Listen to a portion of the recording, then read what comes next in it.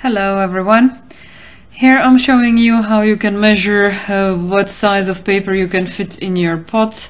Here is the roll that is made out of wine corks connected with toothpicks and just some thread or twine to bind the roll eventually at the end. So here is the paper that I already folded ahead to speed this up, and I am just showing you how I'm lining the leaves on the paper. The pot that I use I bought at the flea market, so it was very cheap and I use it only for these purposes. The yellow leaves actually that you see didn't do anything, so I had no luck with any kind of yellow leaves or green. The green here, the plant, actually that did something, that printed quite well.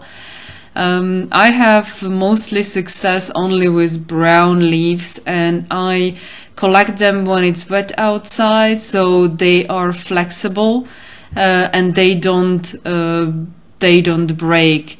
I also remove the stems because once the paper is wet, the stems are kind of hard and they can pierce and damage the paper, so I remove those ahead. You can see it also here, I was cutting them all away. I think this is where I am nearly done. Not yet. Okay, the size of your roll you need to measure yourself depending on what size of the pot you have, if you can fit 1 or 2 rolls and how thick they should be, so that's totally up to you. I cannot give you any advice. This is the end. I was just trying to flatten it and make it as thin as possible, but as you can see it's still quite high, so I just push it down, put the roll of corks down and grab it from the bottom, and I try to keep it as tight as possible when rolling. I managed one time to make it so tight that water even didn't get through to the paper in the inner part. So here I put the twine around in a way, in the direction as the papers are folded. If you go in the opposite direction, you can easily rip the paper already now when it's still dry. So see, I'm going in the direction of the paper roll to cause as less damage as possible. Making a roll of paper, yes, it will wrinkle the paper, of course, but I don't have a big size of pots or plates to use in a bigger to keep the paper flat, you know what I mean? So this is the only option for me at this point, so I'm even happy that I can make a roll. Here you just need to put some weight on it, and I was adding also some tea. I think it was a ginger lemon. So I bring it to a cooking point, and then 30 minutes simmering is enough for me. Here I'm showing you that even if I manage to fit 2 thicker rolls of paper in my pot, I still put the weights on, because once you put the water in and it starts cooking, it will float up. So I always put some weight on the top of it. This is how it looks after cooking. It gets really dark from even the leaves or the tea, and here how I leave it over the night to just get all the water over the evening, over the night actually, to leak out. Of course, preferably once everything is cooked or everything is done, just let it cool down, and I remove the papers or the rolls out only once the tea or the water is completely cooled down, and then I just stand them till the morning to leak as much as possible water out. Here I'm showing you that Even the papers were still wet because I was at the time without heating in my house, so there was like no option for me where it could kind of dry out faster. So still the next day it was totally wet, especially the inner part. So I had to be really careful to already only unwrap it, because already during the unwrapping you can already damage the paper when you are trying to straighten it out. Here you can see how much it leaks. I was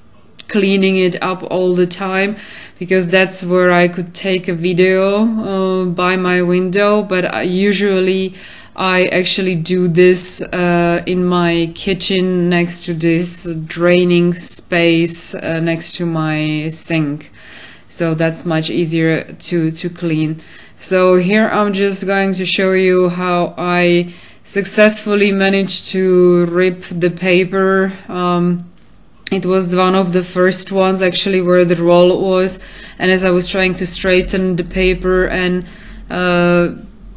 I was playing around with it and removing the cork, I already kind of ripped it completely. Here just a few examples. I made the whole video of removing all of it, but I don't think that it makes sense to show it all. Just few examples here how successful I was. Here this is already dried and ironed, because once it's dry the papers are pretty wrinkled, also from the roll and also the way I dry them. I either put them on the rack to dry very carefully, or on my radiators.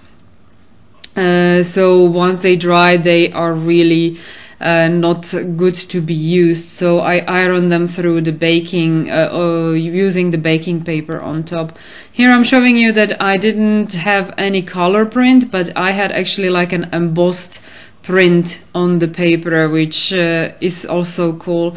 As you can see, the paper is not nice and smooth. It has lots of wrinkles, but I am still kind of okay with that, and still the good results. I'm planning to scan and to print them later, so I will have them nice and flat. Here the last part, I'm going to show you the difference in colors. I think that this first pile was this was cooked without adding any tea, so it was just the leaves that were there themselves that made the prints or gave the colors to the pages. So that was, I think, without using any tea. The second one was ginger lemon tea that I had. I use teas that are past the due date, because I have lots of teas, and sometimes I don't manage to drink them in time, so I don't throw them away. I keep them for dyeing the papers. So I used, I think that either it was chamomile or ginger lemon flavor tea, so it's kind of yellowish, you can see. The next pile is actually fruit tea, so I used fruity teas. They give this kind of purplish pinkish color. And I also used red onion peels. Not only, I used also a standard orange peels from the normal onions, and also some red ones which actually came out as those darker spots, let's say. And I also added some leaves, but those leaves did not do any print. The onion peels just kind of overpowered any leaves that were there, and you can only see actually the onion prints there. This next one, I think it was a rooibos tea. The next one, this one. I don't know, I looked for it in English if it's also called rooibos, but the Google Translate gave me that it's rooibos, which just gives it a little bit more orangey, brownish, yellowish, depending on Also probably combination with the leaves, how they all combine themselves together, so it's kind of more orangey. This was actually a lots of black tea. I added like a big pile of old black tea into it, and the water came just black. I thought that I would have to throw away all the paper, but it's still kind of cool. I still like that dark color. I can see a use for it. And these are actually just yellow or orange onion peels, and also some leaves, but as again you can see, well, you probably see that, or you don't see that there are any leaves. Again, the onion was too strong, and you cannot see much. Yeah, a little bit, as I was now just showing the little bit of the leaves you can see, but not much. It's mostly just the onion peels, and I think I threw there also some red onion peels. Well, this is it. This is just few photos of the results, and this is how I do my way of eco dyeing with my limited stuff that I have around the house. Thank you for watching. Bye.